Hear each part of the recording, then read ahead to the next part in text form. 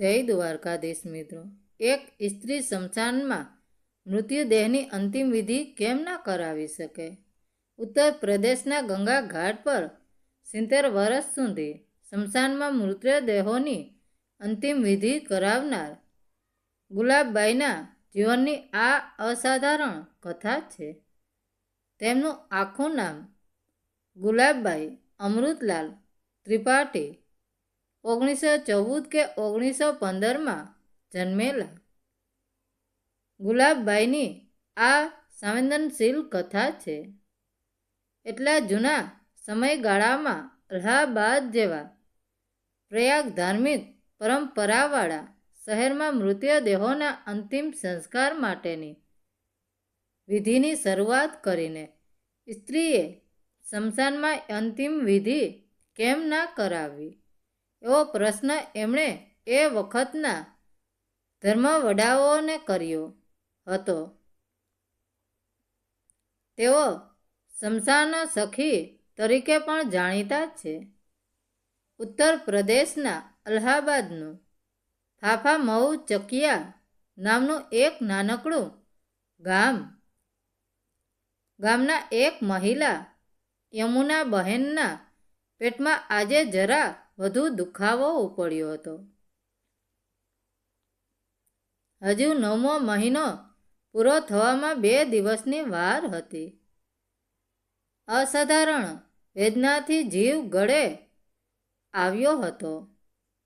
સુયાણીને સંદેશો મોકલવામાં આવ્યો, યમુનાને 8મી સુવાળમાં પુત્ર થશે કે પુત્રી એ ચિંતા હતી જ. આ પહેલા 6 પુત્રો અને ત્યાર પછીની 7મી પુત્રી. છતાં તે ગર્ભવતી હતા. કારણ એક જ પતિની ઈચ્છા.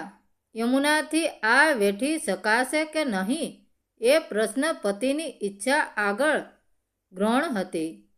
એ વખતના રૂઢિવાદી સમાજમાં એટલા વધુ દીકરા એટલી ઘરની પ્રતિષ્ઠા વધુ એવી માન્યતા હતી. પુત્રી થાય તો તેને મારી નાખવામાં આવતી.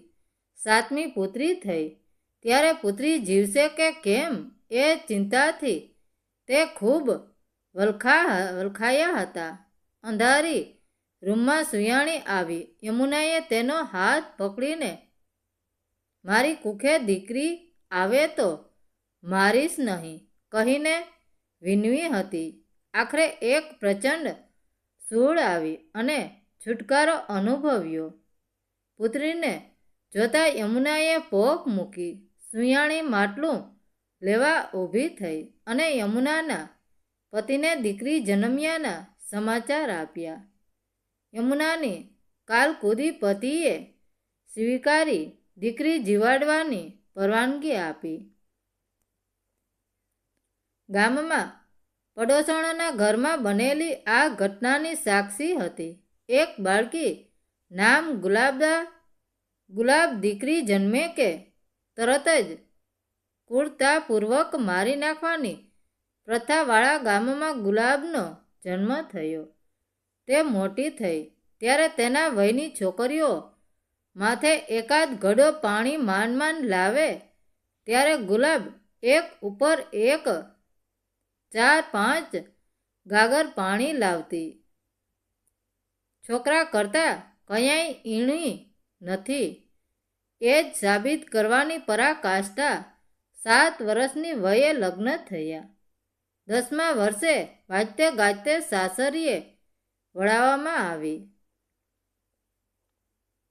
પિતાની લાડકી ગુલાબે 7મી 10 વર્ષની સમજણી વચ્ચે મોટા ભાગનો સમય પિતા સાથે ગાળતી. પિતાનો વ્યવસાય હતો સ્મશાનમાં અંતિમ સંસ્કાર કરવાનો. અંતિમ વિધિ કરાવનારને મહાપાત્ર કહેવામાં આવતા. પિતા સાથે અંતિમ વિધિ તન્મયે બનીને જોતી. ઘરે આવ્યા પછી વિધિ દરમિયાન બોલાતા શાસ્ત્રો ફક્ત મંત્રો શીખી મોઢે કરી લીધા. પિતા સાથે શમશાને આવતી દીકરીનો તે સમયે કોઈએ વિરોધ કર્યો નહીં. વિધિ કરાવનારાઓના ઘાટ નક્કી થયેલા હતા. દારાગંજ મુકામે પિતા અંતિમ વિધિ કરાવતા બાળકી ગુલાબ કલાકો સુધી શમશાન પર રહેતી.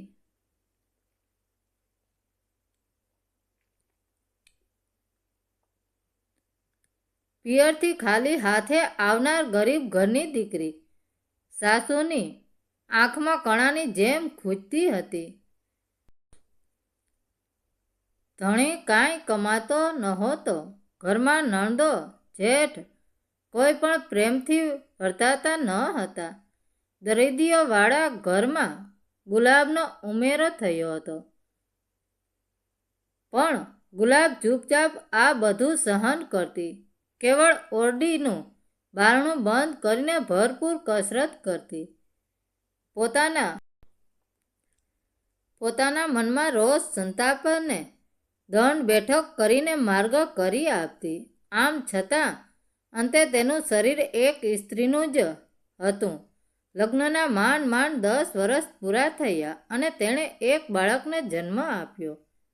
થોડા જ દિવસમાં પિતાનું મૃત્યુ થયું. તેને કલ્પનાએ ન હતી કે પિતાના મૃત્યુ શરીરને અગ્નિ આપવાનું કામ પોતે જ કરવાનું છે. પિતાના મૃતદેહને અગ્નિ આપ્યો.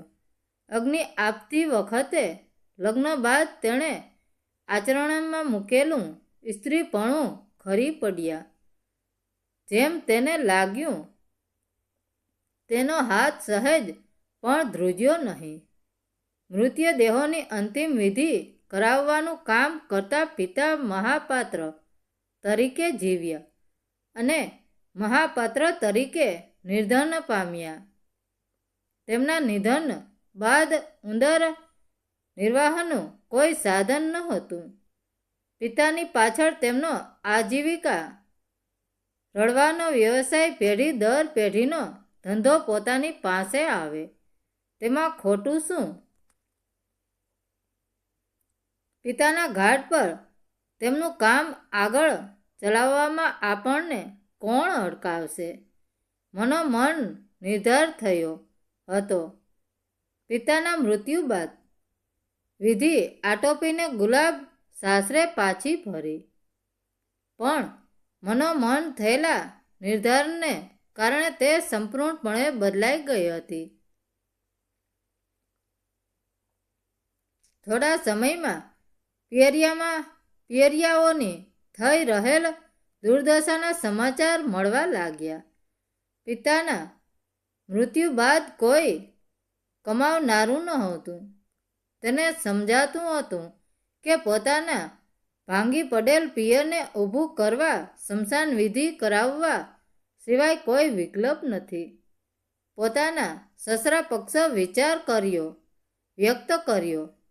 રૂઢિ અનુસાર સ્ત્રીઓને શમશાન પ્રવેશ અસ્વીકાર છે. તે ફગાવી કહું શમશાન વિધિ કરાવશે. આ પ્રકારનું કામ કરાવવું એ સ્ત્રીનો પિંડ નથી.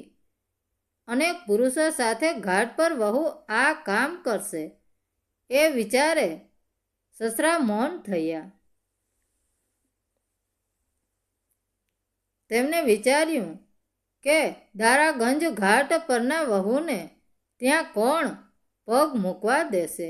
કોણ પડખે ઊભું રહેશે? સસરાના આ પ્રશ્નનો જવાબ ગુલાબ પાસે હતો. ઘરના ખૂણામાં પડેલ લાકડી ઉઠાવી એણે કહ્યું, આજ મારું રક્ષણ કરશે. મારી ચિંતા કરશો નહીં. મને પરવાનગી આપો, આશીર્વાદ આપો. બીજા દિવસે નાનકડા બાળકનું આટોપીને માતાજીને પ્રાર્થના કરીને 11 વર્ષની ગુલાબ લાકડી અને લોટો લઈને સીધી દારાગંજ ઘાટ પર પહોંચી. આ વાતની ખબર પડતા કેટલાક લોકો ભેગા થયા. સાપ વાણી ઉચ્ચારવાનું ચાલુ કર્યું. તારું નખો જ જશે, તું નરકમાં જઈશ, યમરાજાનો તારી પર ક્રોપ ઉતરશે. પણ ગુલાબ લગીરીએ વિચલિત થયા વગર ત્યાં જ ઊભી રહી. એટલામાં એક મૃત્યુદેહ લઈ ડાઘુઓ આવ્યા. તેમણે અંતિમ સંસ્કાર પતાવી તાત્કાલિક નીકળવું હતું. ગુલાબે વિધિ શરૂ કરી, પરંતુ ચિંતા રચતી વખતે મસ્તક કઈ દિશામાં હોવું જોઈએ, પણ કઈ દિશામાં હોવું જોઈએ કાંઈ જ યાદ આવતું ન હતું. પિતાને યાદ કર્યા અને ચિત્તા રચી ચિત્તામાં મૃતદેહનો મસ્તક મૂકવાની દિશા ચૂકાઈ હતી. ઘાટ પર હજારો ધરાવનાર પુરુષોને નિમિત્ત મળ્યું. હર હર, અરે રે, ધર્મ ડૂબાડ્યો આણે.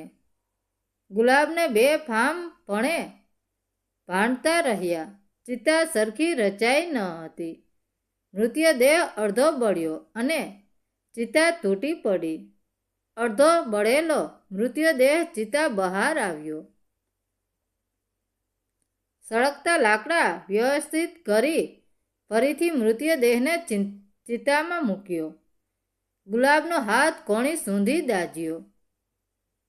ત્યાં કોઈ પણ ગુલાબની દયા ખાનારું ન હતું. એ બધાને મોઢે એક જ સાપ વાણી હતી, ભોગવ, તું પોતાના કર્મના ફળ તત્કાળ ભોગવ. ઘર અને બહાર પણ વિરોધ. સ્મશાન પર અડ્ડો જમાવીને બેઠેલા લોકો સાથે ઝઝૂમતા આખરે ગુલાબ મહાપાત્ર તરીકે સ્વીકૃતિ પામ્યા. ગુલાબબાઈએ કેટલાકની ગુંડાગીરી બાદ અલ્હાબાદના રસુલાબાદ ઘાટને અંતિમ વિધિ માટે પસંદ કરી. ત્યાં કામની શરૂઆત કરી. એક દિવસમાં મૃતદેહોને અગ્નિ આપવાના તેની સંખ્યાનો વિક્રમની અંકે છે. એક દિવસમાં 175 દિવસભરના કામ આટા ફેરાથી થાકેલા અમ્મા ચિત્તા રચાય ત્યાં સુધી શબને ટેકવીને જ બેસે છે.